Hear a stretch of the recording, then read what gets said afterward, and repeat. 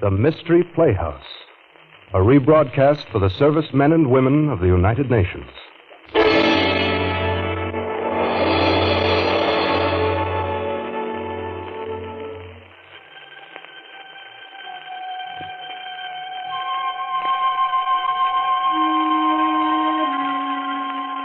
Good evening. This is Peter Lorre.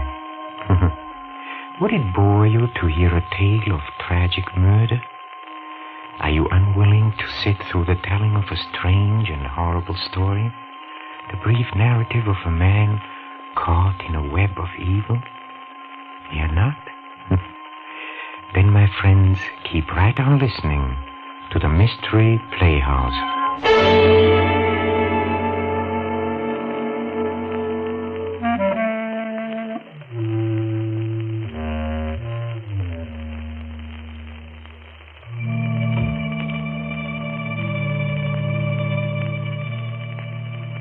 A sense of humor, I've heard it said many times, is of real benefit to him who possesses one. This particular sense has come to be so generally admired that it has attained the stature of a first-class virtue. Well, the fellow whom you're about to meet, while hardly falling into the virtuous category, he does have a sense of humor. Things like murder or hate and madness, or someone telling him his mother just died, practically rolls him in the aisles. He loves a good, ghoulish joke. Oh, and he loves to tell them, too. He's about to start one now. So follow me, please, to the inner sanctum and your host, Raymond.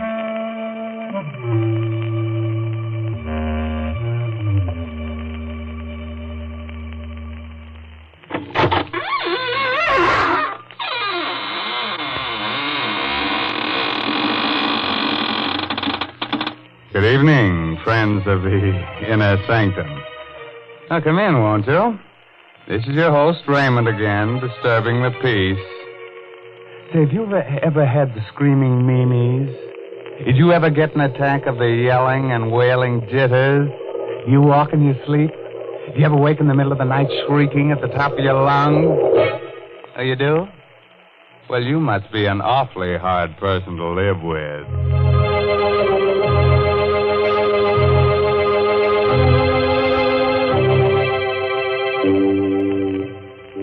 Well, friends, it's time for our story to begin. From this point on, forget everything pleasant. Get a finger ready to chew on, turn the lights down low, and listen to Peter Lorre tell you the blood-curdling tale, Death is a Joker. Come with me to the Criminal Courts building. A tense hush falls upon the spectators as Charles Luther takes the stand. Gentlemen of the jury, I'm accused of murder. I'm an actor, a comedian. Look at my face. Ugly, huh? Yes, so ugly that whoever looks at it laughs. I'm not telling you this to win sympathy for myself. I tell you this because it is important to your understanding the strange events that brought me to this courtroom today to plead for my life.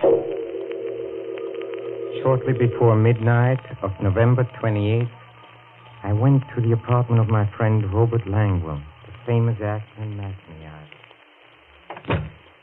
Charles, well, this is a surprise. Come in. Thank you. Would you like a drink? No, don't bother. I don't want anything. No? Well, then, here, may I take your thing? Oh, excuse me. Hello. Oh, George. Yes, I have the money for you. You'll be up? When? 20 minutes? Yes. Goodbye. George Gelvin. You know him, Charles? Yes. Rotten actor, but an excellent poker player. So I've heard. Robert, before leaving the theater tonight, someone told me that you and Julie Winthrop are going to be married. Is it true? Yes, we'll be married in 2 weeks, right after my wife gets a decree in Reno. You must not marry Julie. Not marry Julie? Well, who are you to tell me what I can do? I know Julie well, and I also know you. That's why you must not marry her. Charles, it might be better for you to mind your own business. Julie and I are in love with each other. No, you're not. She's fascinated by your good looks. She's impressed by your fame, but she does not love you. Now, look here. We may be old friends, but I've stood all I'm going to.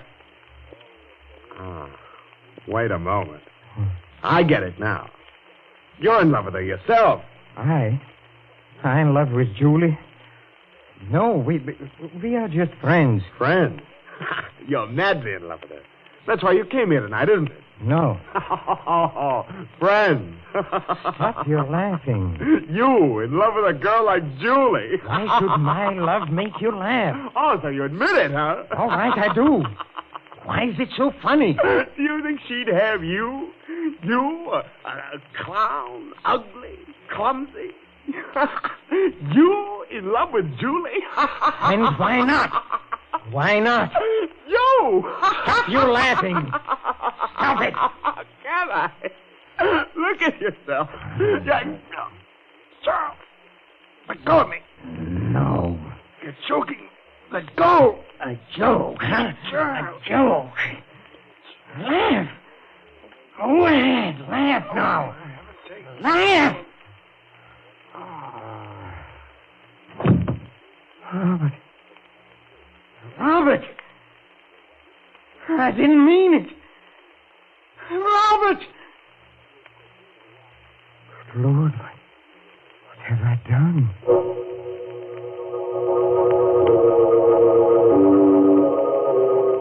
I rushed out of his apartment, trembling. I turned my coat collar up to hide my face. The streets were crowded with people coming from the late movies and restaurants. I tried to make myself act naturally, but it was impossible. Everyone I saw, every pair of eyes that looked at me, seemed to accuse me of my crime.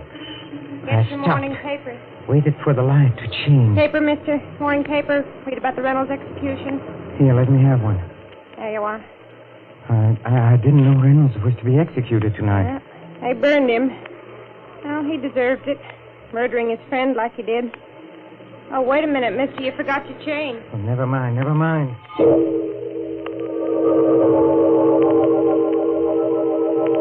I went to my apartment and I looked at the newspaper I'd bought. There was a photograph of Reynolds on the first page. In his face, I saw my future. The shattered hopes, the torture of the trial, the horrible, nerve-wracking experience of waiting for death. I flung the paper away. I went to the window. I opened it.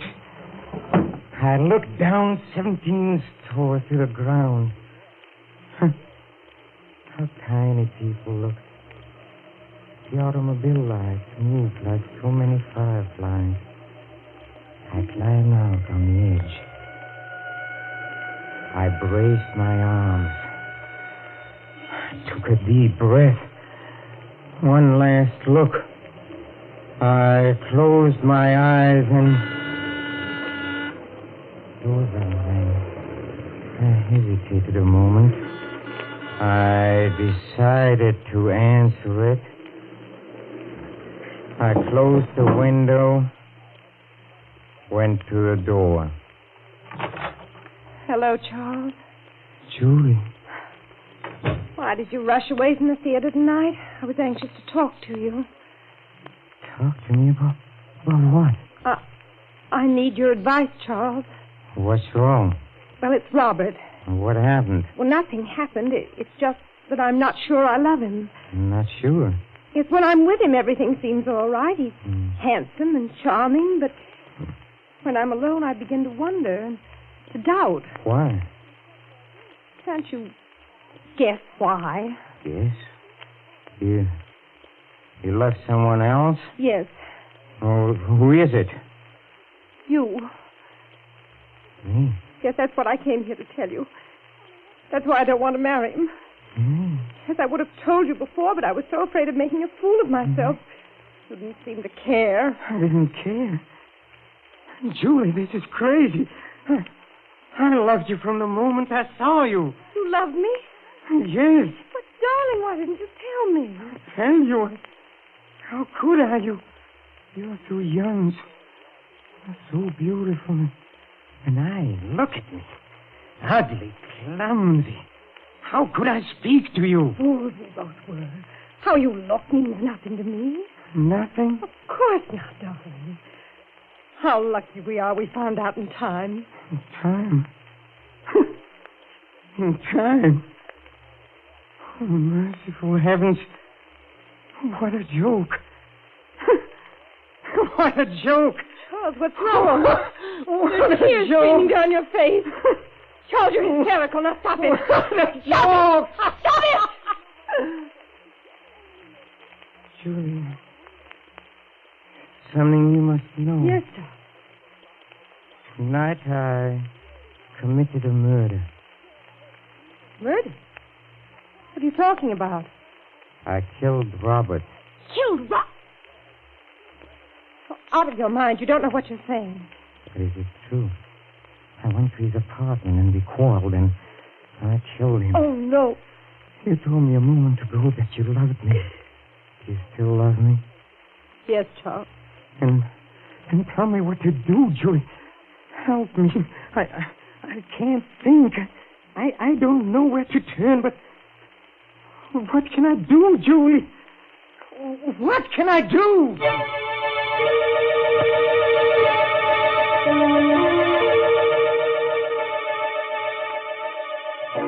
Pull yourself together, Charles.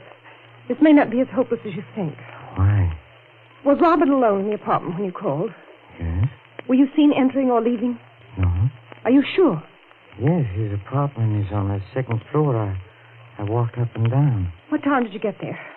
Shortly before midnight. And what did you do before that? Went to a movie. Movie. How long did you stay there?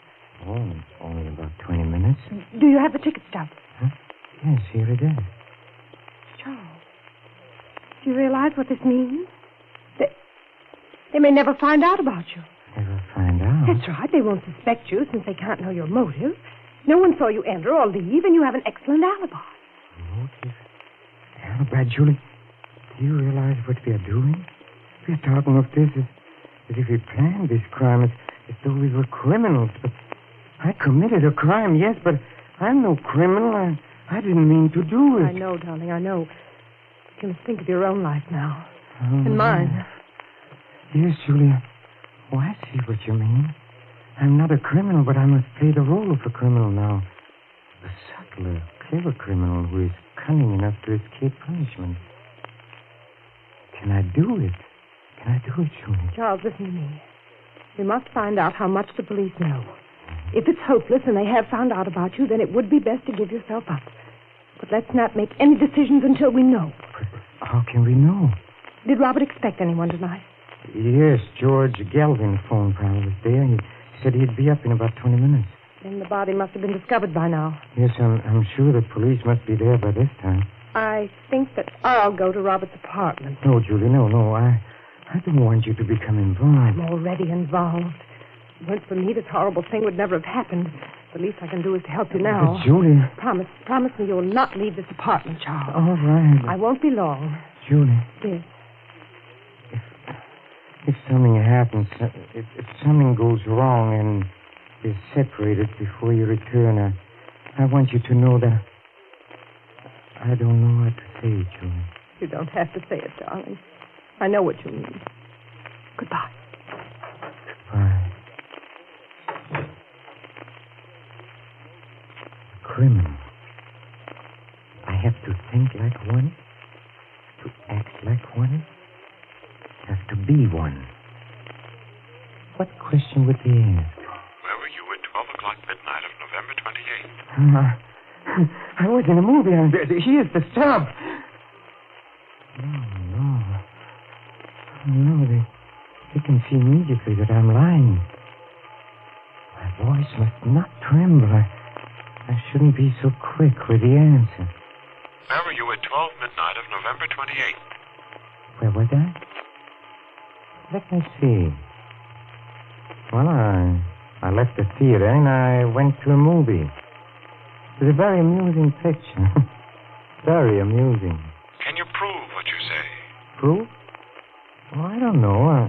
It would be difficult. One may have to ticket stuff somewhere. Yes, here. Let me show it to you. Here it is. Did you ever quarrel with Robert Langwell? Wow, we were friends. We played in many shows together. We were on the best of terms. That's all, Mr. Luther. You may leave now. Yes, I can plead. It is possible. I can escape punishment. Police? Can it be the police? Or maybe it is Julie. Good evening, Charles. George Geller. I know it's rather late for an unexpected visit. Yes, it is. But this is important, Charles. A matter of life and death, you might say. What do you mean? Have you a cigarette? Yes, here. Thanks. What's the matter, Charles? Your hand's trembling. It's nothing. You don't seem to be your usual self this evening. No quips, no jokes. What's wrong? I don't always feel like joking. Yes, Charles. It's strange about human nature, isn't it? Who would have ever dreamed that tonight, a few minutes before midnight, you entered Robert Langwell's apartment, quarreled with him over Julie, and choked him to death? What are you talking about? You're an excellent actor, Charles.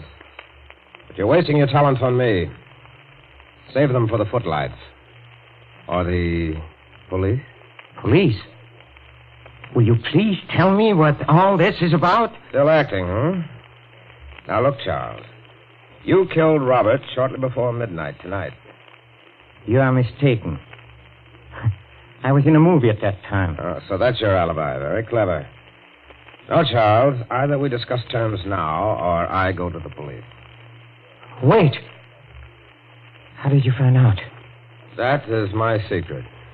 What do you want? Money. All you have on hand. All you can dig up. All right. Come with me. I have some money in the bedroom. All right. Just a moment. What is the business? Yes. Why? I'm taking no chances. Let's go. All right. Well, where's the money? Charles, stand back or I'll fire. Stand back. No! Let go of my hand. Let go. I'll twist it. I'll twist it till the gun points to your head. There. Charles, let go of my hand. You don't know what you're doing. Go on. Fire now. The bullet will enter your brain. Fire. Charles. Fire. Charles, don't. I'll make you fire. I'll squeeze your fingers. Charles, let go. Go on. This is all a joke. I'll make you. Stop it. Charles.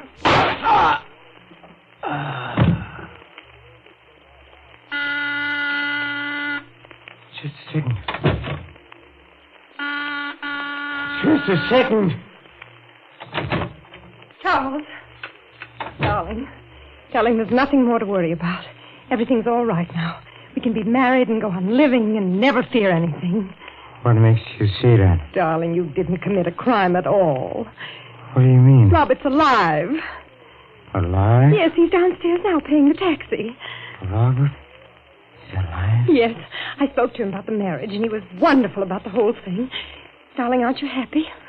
Our worries are all over. You can smile and be gay. That must be Robert now. Hello, Charles. Robert, I thought you were... Well, I'm not. But how did you... You see, I fainted. George Gelvin came in and brought me to. George Galvin. Did you tell George Galvin what happened? Yes, I did. Look here, Charles. As I told Julie, I'm willing to forget the whole thing if you are. Forget? Forget? Yes. It might have ended tragically, you know, but thinking it over, I realize I'm as much to blame as you are. So if you're willing to shake hands. Shake hands? There now, darling. There's nothing more to worry about. I feel so happy I could... Charles, what's the matter with you? It's nothing. It's nothing. It's nothing.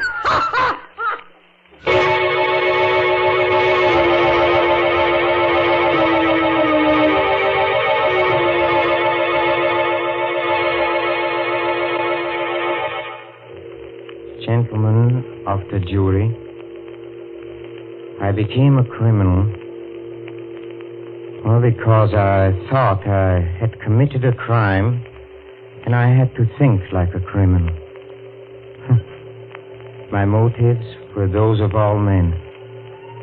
I wanted happiness and wanted marriage to the woman I loved. What would you have done in my place?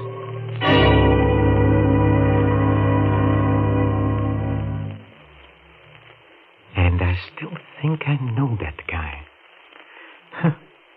I wish I could place him. Well, it must be wonderful to have a sense of humor, but I don't think Charlie feels much like laughing. Do you? We'll pay a return visit to the inner sanctum and its fun-loving host Raymond soon, but don't go, please. Not until we drop in at the green room, where the players are rehearsing our next performance in a mystery playhouse. Come with me, please. Come. Change the dressings at midnight and again in the morning, nurse. Yes, Doctor. Well, Doctor, what did you find? Will I be blind? Is it very bad? Now, take it easy, Mr. Denton. There's nothing to worry about. Nothing at all. You're sure? You aren't just saying that. I'm quite sure. Valerie, did you hear that? I'm not going to be blind. Valerie, where are you? Right here, darling. Did you hear? I won't be blind.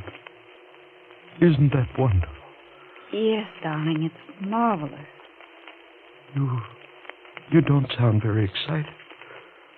Valerie, don't you realize I'm going to see again? She doesn't sound excited because I don't want you to be excited, Mr. Denton. You've got to relax. Try to sleep. Sleep? With this ungodly pain? My eyes feel as though they were on fire. That will stop as soon as the opiate I gave you takes hold. You'll be comfortable, I'm sure. Now, good night. You're going now, Doctor? Yes, I'll look in on your husband in the morning. Stephen. Yes, Valerie? Do you mind if I step out into the corridor for a moment? But you promised not to leave me. I'm afraid, Valerie. Everything's so dark. The nurse will be here, dear, if you want anything. I just want to ask Dr. Wade some questions. Questions? But he's already told us. Yes, Stephen, I know. But I'd like to find out about the treatment and how I'm to take care of you when we get you home, you know. Just little things. All right. But hurry back. I want you near me. I will, dear. Good night, Mr. Denton. Good night, Doctor. And thank you. You're quite welcome. After you, Mrs. Denton. Thank you. I suggest we step into the consultation room across the hall. We'll have more privacy. All right. Here we are. Thank you. Well, it's been a long time, Valerie. Yes, Paul, it has. Almost 10 years, isn't it? About that? Strange that you should have called me, of all people, to treat your husband's eyes. Oh, I was panicky, Paul. I didn't know what to do. It all happened so suddenly. Stephen was working in his laboratory at the house when suddenly I heard a violent explosion. I ran in and found him clutching his eyes and screaming, "I'm blind." First thing I thought of was an ambulance. Then you. Why didn't you think of me 10 years ago? That's not fair, Paul. Was it fair to turn your back on me and then to marry a man almost twice your age? Paul, please, why bring up ancient history? It isn't ancient history to me. I've never forgotten you. Paul, about Stephen's eyes. What about them? I have a feeling that you weren't telling him the truth. You're right. Oh, you mean he's not going to regain his sight? He's going to be blind? Oh, Paul. You don't expect me to be terribly concerned, do you, Valerie? After all, he did take you away from me. Don't be vindictive, Paul. It wasn't Stephen's fault. He didn't even know of your existence. And you never told him that we were on the point of being married. No, never. It's rather ironic that we should meet again at the bedside of my rival. Your husband. A man who may forever walk in darkness. Don't say that, Paul. It's horrible. But unfortunately true. A moment ago, you told me not to be vindictive. I'm not, really. But if I were, I could have my fill of vengeance if I told him about us. And then told him that he'll be blind forever. You wouldn't, Paul. Or I might take another form of revenge. I could tell you that an operation is called for. A very delicate operation. Are you trying to say that there might be a chance? Yes. But supposing I refuse to perform the operation? Paul, you're joking. You can't mean that. Perhaps not. But you call me vindictive. Suppose I operate and my scalpel slips. What if he dies? That would be murder. You're not a murderer, Paul. You wouldn't risk your professional reputation. Why must you torment me this way? You really love him, don't you? Yes, I do. Then forget the things that I've been saying. I want you to think of me as a friend. I want you to trust me. I do trust you, Paul. Thank you. Now as to the possibility of surgery. Here is the situation. The transparent film over your husband's eyes, the corneas, were burned and torn by the explosion. They've been so damaged that blindness will result, even though the eyes heal. But you think an operation would cure that? Possibly, although it's a very delicate job. The injured cornea must be peeled away and replaced by a fresh, healthy one. Where can you get healthy corneas? From the eyes of the dead. Oh. It isn't quite as horrible as it sounds, Valerie. You know, dying people often will their eyes for just this purpose. We maintain what we call a corneal bank. It's much the same as a blood bank, only but there's this difference. Corneal tissue can't be stored more than 48 hours. It must be fresh, or it's no good. You have some available in the bank? No, that's the trouble. I'm afraid we haven't. But there's got to be some, Paul. I don't know where, Valerie. Unless... Unless what? I was just thinking. Last night, one of the interns asked me to look at a charity case that puzzled him. The patient is a Hindu or a Persian named Chandra. He lives in a dirty little shack near the waterfront. Yes, Paul. I stopped by and examined him. I found an incurable condition. There's no way to save him. He won't live more than a day or two, but his eyes are healthy. You mean you think he might... I don't know. You'd have to have his consent, of course. Take me to him, Paul. I'm sure I can make him understand. Oh, it may not be so easy, Valerie. He's a strange person. A mystic and a spiritualist. Let me try. Just take me to him. All right. We can go there now.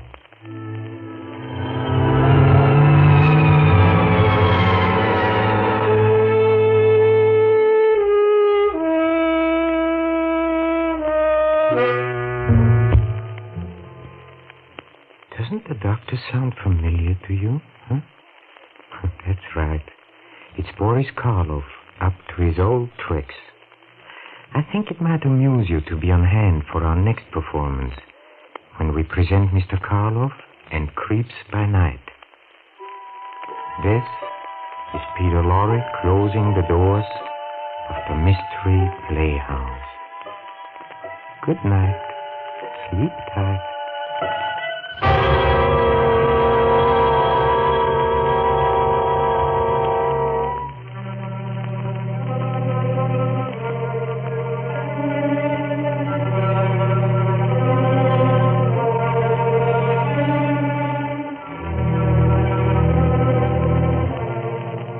This is the Armed Forces Radio Service.